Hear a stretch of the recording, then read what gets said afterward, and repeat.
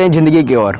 हम सब लोग छोटे थे, छोटे से बड़े हो गए यार। छोटे पे सब लोग नर्सरी से लेके 12 तक पढ़े। नर्सरी में कहा जाता था कि बेटा तुम्हें इतना पढ़ना है कि मैं बड़े आदमी बनना है। बड़े आदमी भी बन गए, पढ़ाई भी कर ली, डिग्री भी ले ली, सब कुछ कर लिया, लेकिन वो बचपन कभी वापस आने वाला है ही नहीं।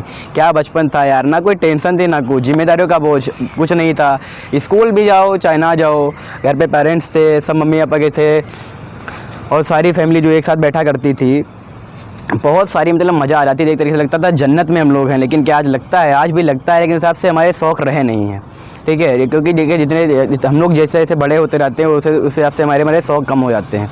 बचपन में हम लोग ट्यूबवेल पे नहाने जाते थे, साइकिल चलाते थे, इतनी सारी साइकिल चलाते थे कि दोपहर में भी साइकिल चलती ही रहती थी। किसी की मोहल्ले की बात ले लो, जितने अगर 5-6 लड़के ना, अगर 5 लड़के एक मोहल्ले के हैं, समझो साइकिल पे साइकिल लेके दोपहर में टहल लेके वहीं टहल लेके मिट्टी में खेल ले, हर जगह खेलते रहते थे। कोई टेंशन थी ही नहीं। पेपर हो तो भी कोई दिक्कत नहीं, ABCD लिख के आ जाओ, नंबर तो वैसे भी आने हैं। और आजकल जो बड़े हो जाओ ना तो ऐसा लगता है कि यार बताओ पेपर की टेंशन अलग। अभी 12th के एग्ज़ाम में देने जा रहा हूँ और मुझे अभी भी टेंशन है कि मेरा फ्यूचर क्या होगा। एक तो साले ये कोरोना आ गया तो उसमें कोई दिक्कत नहीं, अभी 21 सितंबर से स्कूल खुल जाएंगे, वो भी एक अच्छी बात है।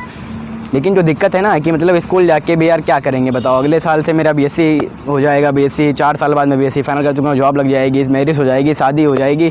ठीक है, उसके बाद क्या करना? शौक तो वो बचपन तो वापस आ नहीं जाएगा।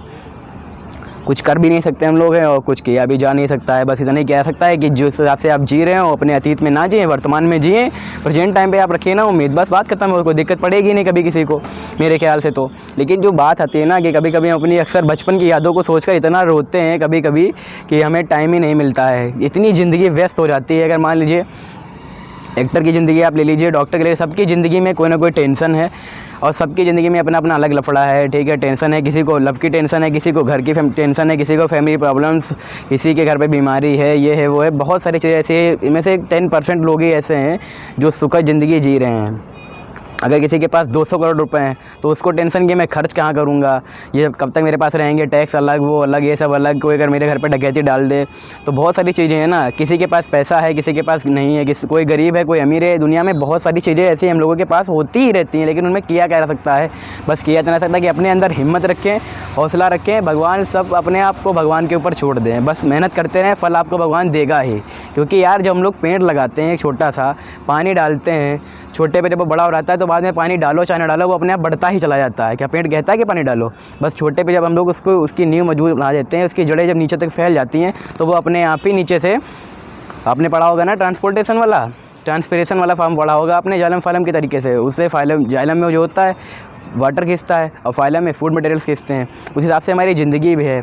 बचपन में हम लोग जो थे सोचते थे यार जल्दी बड़े हो तो कम से कम ये टेंशन हटे। लेकिन जब बड़े हो गए तो क्या लगता है आपको कि बड़े क्यों हो गए? यही सोचते होंगे सब लोग, आधे से ज़्यादा लोग 10% में कम से कम यही सोचते होंगे। 100 से 99% ये लोग सोचते होंगे कि यार वापस ही छोटे हो जाएं, क्योंकि वो ज़िंदगी भी क्या ज़िंदगी थी यार। आजकल रिश्तेदार का बोझ अलग, ठीक है, रिश्तों का बोझ अलग है, ज़िंदगी का बोझ अलग है, फ्यूचर की टेंशन अलग है, मैरिज की टेंशन अलग है, जॉब की टेंशन अलग है, टारगेट का अपना एक अलग ही अंदाज़ है। कॉम्पिटिशन की तो बात ही आप ना करिए, इतनी सारी कॉम्पिटिशन है। जॉब मिलना तो समझ लीजिए 100 में से एक को भी अगर उस हिसाब से अगर किया जाए तो एक को भी जॉब नहीं मिलेगी। क्योंकि 3 इडियट्स पिक्चर आपने देखी है, उसमें 3 इडियट्स मूवी में क्या कहता है कि ज्ञान जहाँ से मिले लपेट लो, क्योंकि ज्ञान जहाँ से मिले लपेट लो वो कहता है।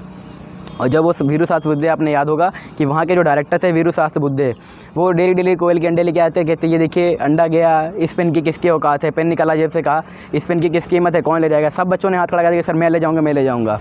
उनमें से ले कौन गया? फिर आखिरी में लास्ट में वो रेंचो ही फ़ोन ले गया। बाबा रणछोड़ दास आपने सुना होगा, 3 दोस्त थे, ठीक है, राजू, फरहान और रेंचो। उसको सब लोग प्यार से रेंचो बुलाते थे। वो मतलब जब कॉलेज में पहले दिन गया था तो रैगिंग के धज्जियाँ उड़वा दी थी। उसने कहा कि आप भाई वो अपनी पैंट उतारो। आपने तो सुनी होगी, मैं जाहिर नहीं कहना चाहता, तो उसने कहा ठीक है कोई बात नहीं। तो आपने सुनी होगा कि salt water is the best source of electricity, उसने प्रूफ भी किया था। हमारे साइंस में उसने प्रूफ भी किया था, बहुत सारी तरक्की भी की थी।